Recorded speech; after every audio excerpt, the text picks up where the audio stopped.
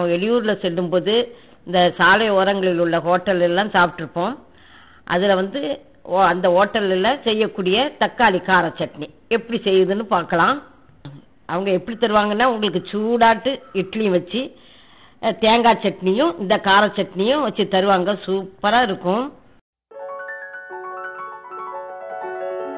நான் அது வந்து ஒரு 10 சின்ன வெங்காயம் எடுத்திருக்கேன். அது ஒரு சைஸு மீடியம் சைஸு தக்காளி அதை கட் பண்ணி வச்சிருக்கேன். இது ஒரு வரமிளகா, ஏன்னா இது நல்ல காரமா இருக்கும் பார்த்துடுங்க. அதனால நான் ஒரு வரமிளகா எடுத்துருக்கேன். இது வந்து கலருக்கு 2 காஷ்மீர் சில்லி. இது காரம் இருக்காது, நமக்கு கலர் கொடுக்கும். அதுக்காண்டி இது 2 எடுத்திருக்கேன்.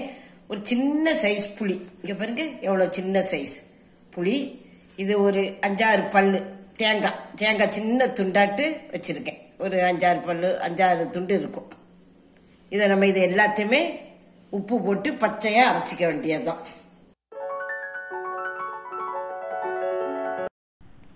முதல்ல நம்ம இந்த சின்ன வெங்காயத்தையும் தக்காளியும் சேர்த்து ஒரு சுத்தி எடுத்துக்கலாம்.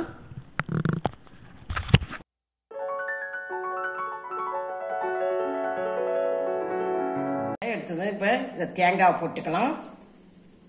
இந்த வரமிளகாவை பிச்சு போடுங்க.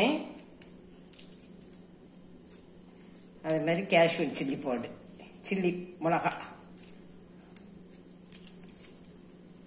புளி, தேவையான அளவு உப்பு. இப்ப பாருங்க நான் அரைச்சி வச்சுட்டேன். இதை நம்ம இப்ப ஒரு தாளிச்சு கொடுத்துடலாம்.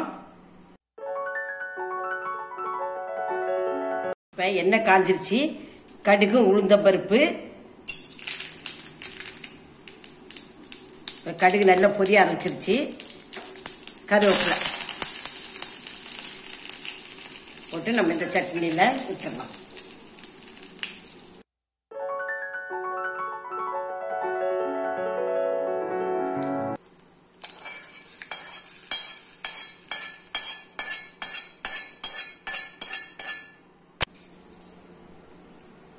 பாருங்க, இது வந்து உங்களுக்கு பச்சை இருந்தால் நல்ல டேஸ்ட் நல்லா இருக்கும். அது நமக்கு வந்து தோசை முருகல் தோசையா விட்டு அதுக்கு சாப்பிடலாம்.